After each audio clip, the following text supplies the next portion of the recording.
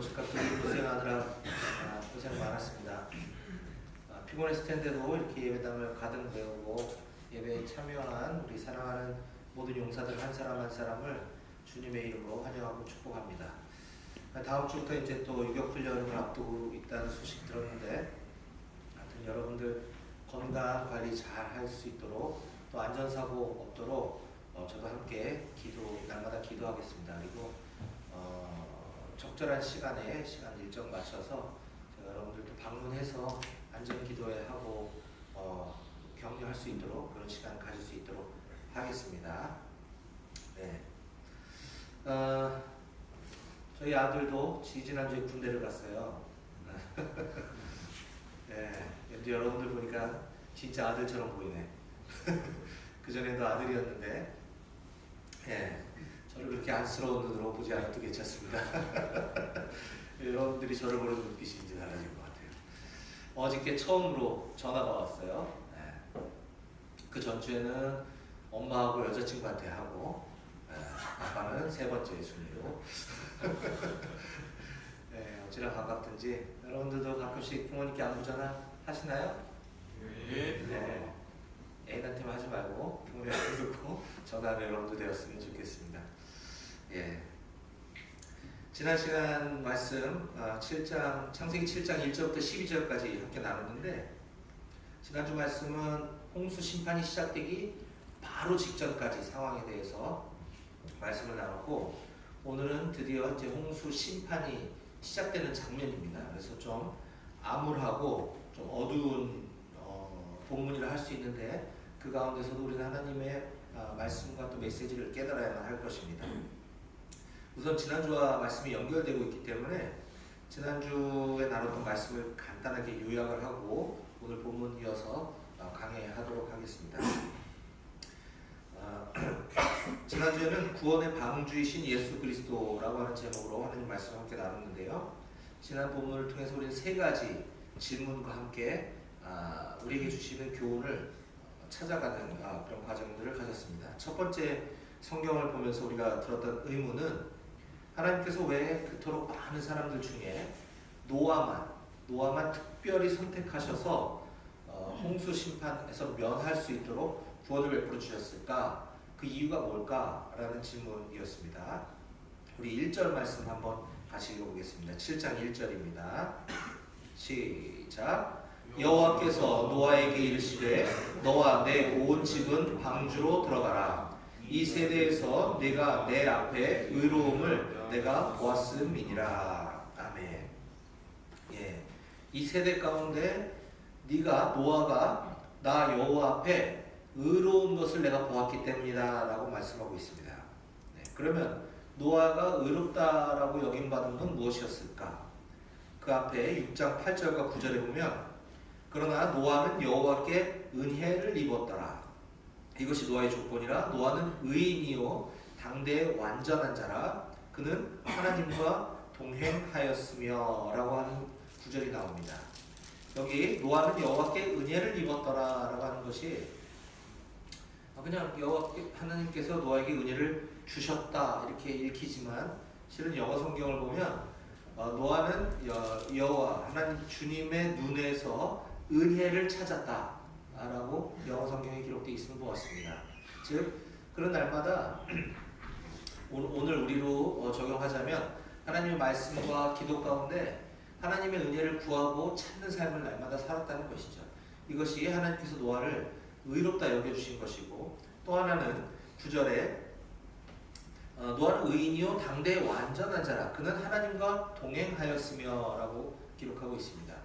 노아의 어떤 행실이 완벽했기 때문이 아니라 그는 하나님과 동행하는 삶을 살았기 때문에 부족하지만 연약하지만 의롭다라고 하나님께서 그냥 여겨주신 것입니다.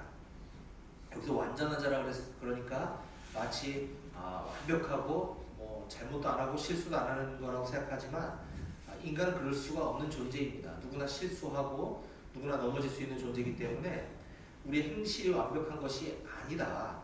하지만 우리가 실수하고 잘못할 때마다 그때 하나님께 돌이키고 회개하고 다시 하나님 앞으로 돌아오면서 늘 말씀과 기도로 하나님과 동행하는 삶을 살아가는 것, 이것이 하나님 보실 때 의롭다라고 하는 것을 우리는 깨달아야 할 것입니다. 두 번째 우리에게 주는 교훈은 왜 방주 안에 정결한 짐승만 태우면 될 것을 부정한 짐승도 모두 다 태우라고 하나님께서 하셨을까라는 의문이 들었습니다. 7장 2절입니다. 함께 읽어볼까요? 시작. 너는 모든 정결한 짐승은 암수 7씩 부정한 것은 암수 2씩을 내게로 데려오며. 네. 여기 그렇게 증언하고 있죠. 모든 정결한 짐승은 암수 7씩 방주에 태우고 부정한 짐승은 암수 2씩을 너에게 데려와서 배에 태워라, 방주에 태워라 라는 말씀인데, 어차피 홍수를 심판하실 거 새롭게 다시 시작하실 거라면 부정한 짐승은 태울 필요가 없었지 않았을까? 라는 질문을 우리 인간적인 한계에서는 충분히 의문을 가져볼 수가 있습니다. 하지만 이것을 통해서 하나님 우리에게 주시는 교훈은 오늘날 우리 교회 공동체도 마찬가지라는 것이죠. 우리가 완벽하기 때문에, 우리가 정결하기 때문에 이곳에 모여서 하나님을 예배할 수 있는 것이 아니라 우리도 부정하고 우리도 연약하지만 그럼에도 불구하고 하나님께서는 우리 교회 공동체로 우리를 불러주셔서 하나님을 예배하고 우리가 조금씩 한 걸음씩 하나님 앞에 나아갈 수 있는 기회를 열어주신 것처럼 이 또한 하나님께서 우리의 그런 메시지를 주시기 위함이다 라고 함께 나눴습니다. 우리 교회를 중심으로 한 우리 배고 대대에도 보면 출신 고향이 다 다르고 또 억양과 사투리도 다르고 또 학벌이나 또 집안 경제 수준까지 우리 모두 다 다릅니다.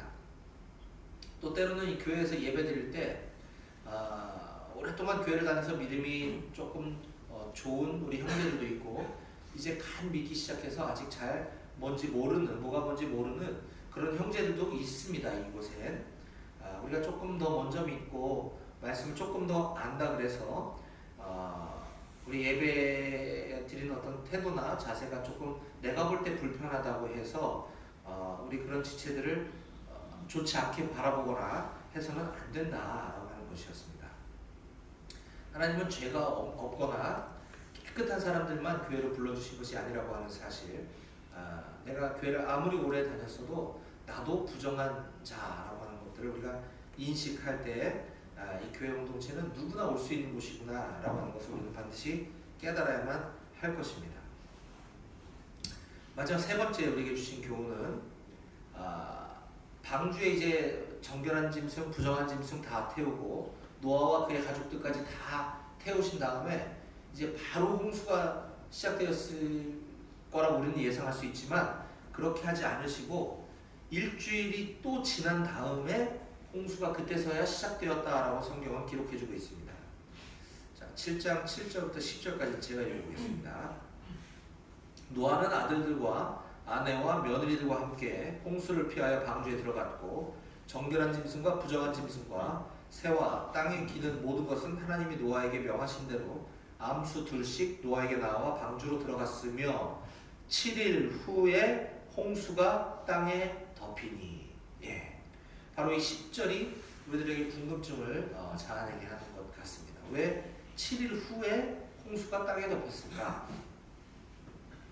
하나님의 목적은, 하나님의 이 홍수 심판 목적은 인류를 멸망시키시려고 하는 데 있지 않다고 그랬습니다. 하나님의 목적은 모든 인류가 구원받게 하시는 데 있습니다. 이 홍수의 심판을 하나님께서는 일주일씩이나 유보하시면서까지 한 사람이라도 더 구원받기를 원하시는 하나님의 마음을 우리는 여기서 읽을 수 있는 것입니다. 마찬가지로 예수님께서는 2000여 년 전에 이 땅에 오셔서 우리의 죄를 대신 짊어지고 희생 제물이 되셔서 십자가에 죽임을 당하셨습니다. 제물로. 그리고 나서 3일 뒤에 부활하시고 하나님 보좌 우편에 승천하시면서 내가 금방 다시 오겠다 라고 약속하셨습니다.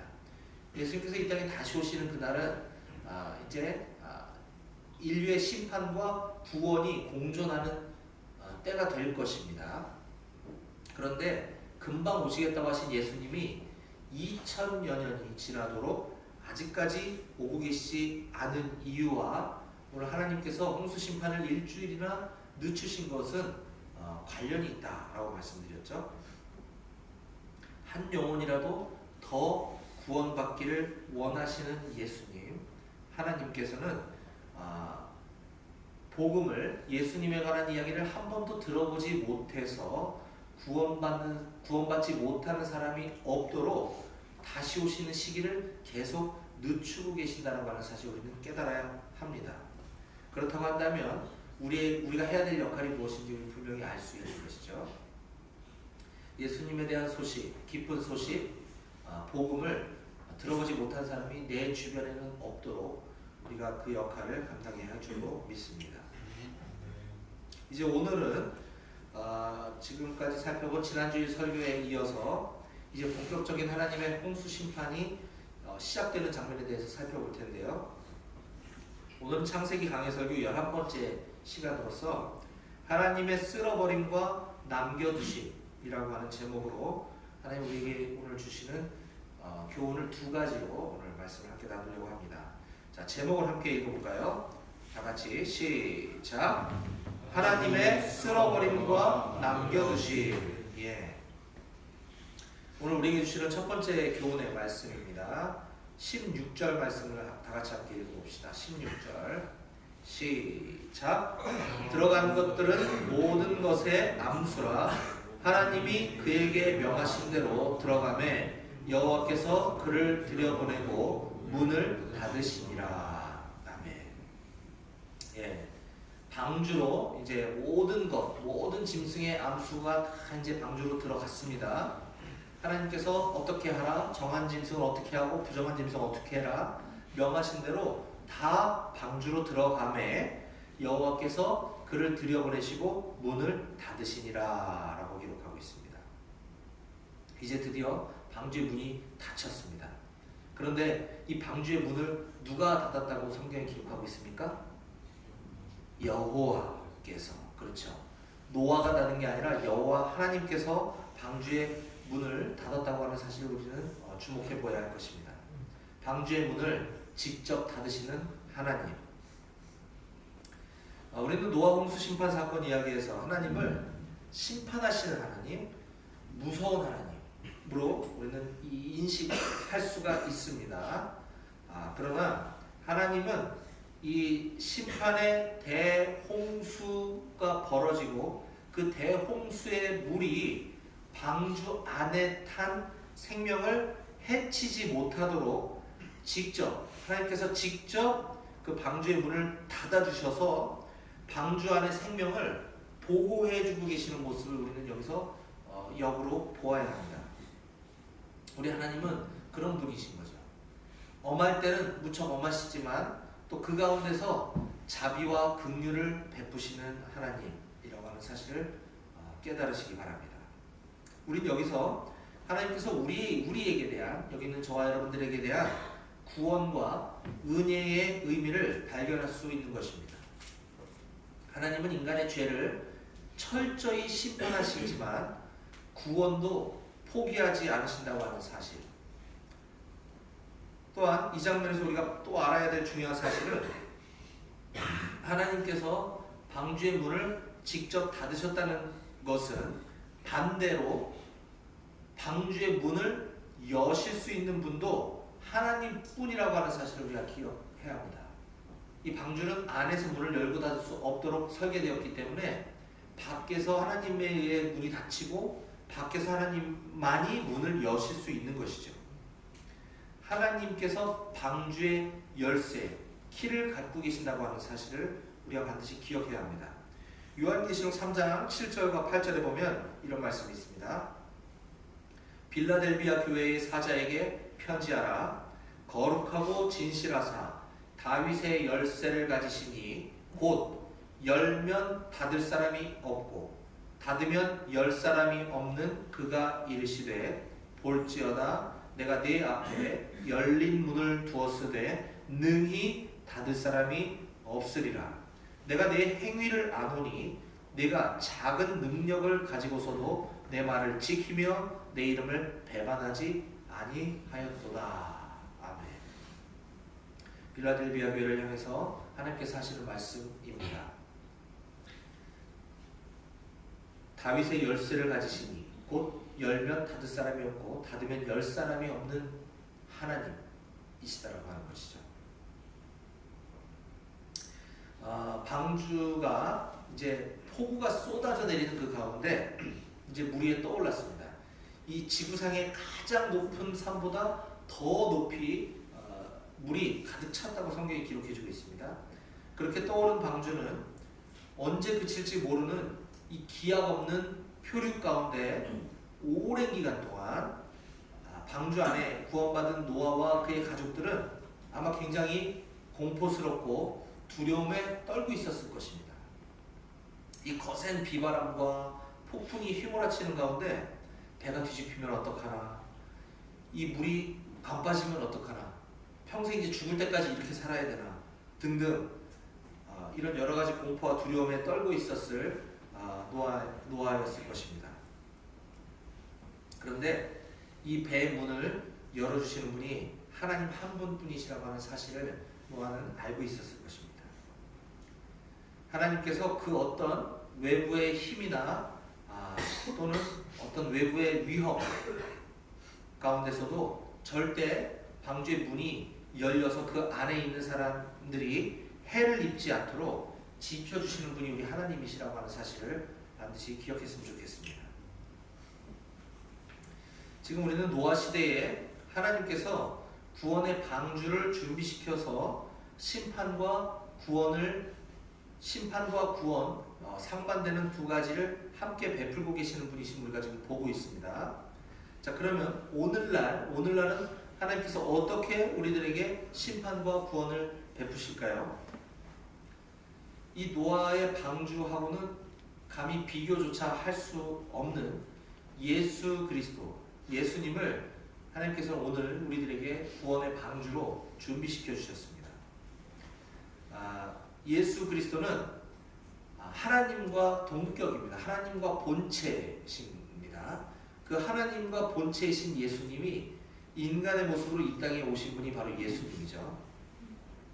지금 우리가 보고 있는 창세기 7장의 노아의 방주처럼 오늘날에 예수님께로 나오는 사람들은 장차 임할 종말의 때에 심판 가운데 구원을 받게 될 것을 믿으시기 바랍니다. 아멘. 네. 사도 바울은 고린도 교회에 보낸 편지에서 다음과 같이 기록하고 있습니다. 고린도후서 6장 1절과 2절인데요. 우리가 하나님과 함께 일하는 자로서 너희를 권하노니 하나님의 은혜를 헛되이 받지 말라. 이르시되 내가 은혜 베풀 때에 너에게 듣고 구원의 날에 너를 도왔다 하셨으니 보라 지금은 은혜 받을 만한 때요 보라 지금은 구원의 날이로다. 아멘. 홍수가 시작되면서 방주의 문은 닫혀버렸던 것처럼 종말에 언제인지 알 수 없는 그 종말의 심판이 시작되게 되면 더 이상 구원의 기회는 닫혀버릴 거라고 하는 사실을 기억해야 합니다.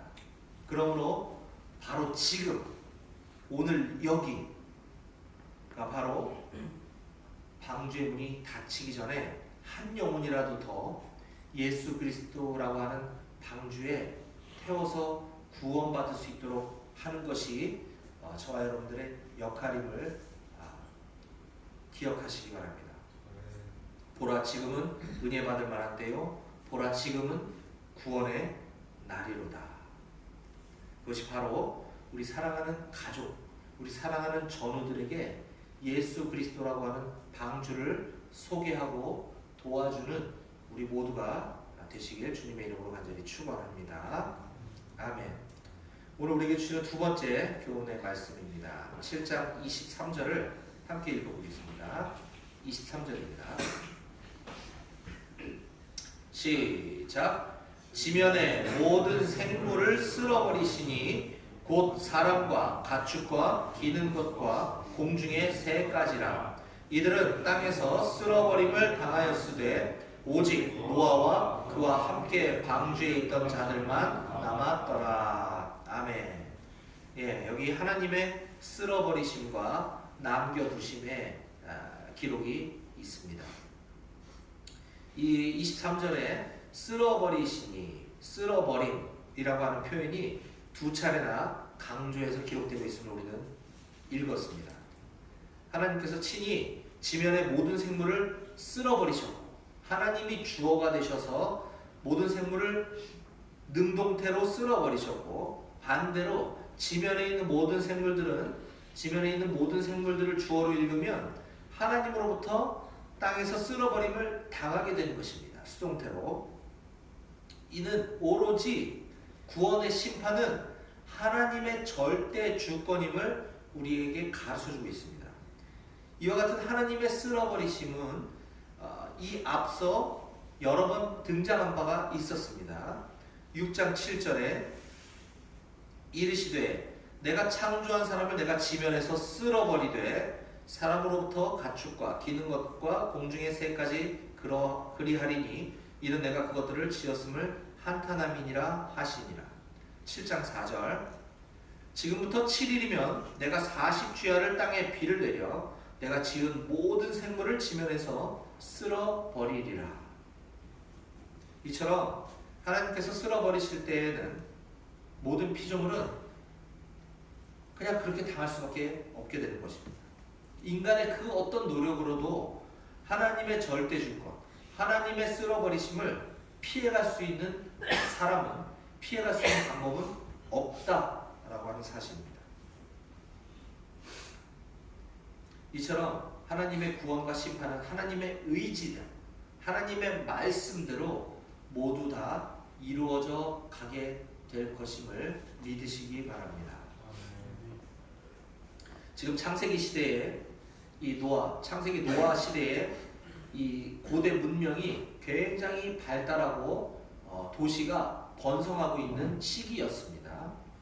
인간의 그러한 노력과 그런 문명의 발달도 하나님의 쓸어버리심 앞에서는 결코 아무 소용이 없다고 하는 사실을 우리는 알 수 있습니다. 마찬가지로 오늘날에도 세상은 창세기 시대와 비교할 수 없을 정도로 놀랍게 발전했고 또 발전해 가고 있지만 이러한 인류 문명의 발달이 결코 우리 인류를 구원할 수도 하나님의 심판을 막을 수도 없다고 하는 사실을 기억하시기 바랍니다.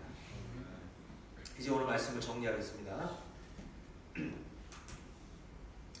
창세기 7장에 기록된 이때 당시 대홍수 심판 사건은 땅의 모든 생물을 지면에서 쓸어버리는 결과를 가져오게 되었음을 우리가 보았습니다. 그러나 하나님의 절대 주권으로 선택받은, 구원받은 노아는 그 쓸어버림을 당하지 않을 수 있었습니다. 오히려 그는 하나님께서 노아를 남겨두셔서 새로운 창조의 시작이 되게 하신 것입니다. 그래서 창세기 7장 23절 하반절은 하나님의 쓸어버림을 당한 사람들과 하나님의 남겨두심을 입은 노아를 대조적으로 보여주고 있습니다. 하나님의 쓸어버리심과 남겨두심. 오늘 본문 말씀을 통해 우리 모두는 마찬가지로 나 자신이 어디에 위치할 것인가에 대해 스스로 질문하고 답을 얻어야 할 것입니다. 예수 그리스도를 모른 채, 예수 그리스도를 외면한 채 구원의 방주를 저버린 채 살아가다가 쓸어버림의 결과를 당할 것인가? 아니면 노아처럼 우리도 하나님의 눈에서 늘 은혜를 찾고 구하고 하나님과 늘 동행하는 삶을 살다가 하나님께서 의롭다 여겨주시고 구원받는 자로 남겨지게 될 것인가?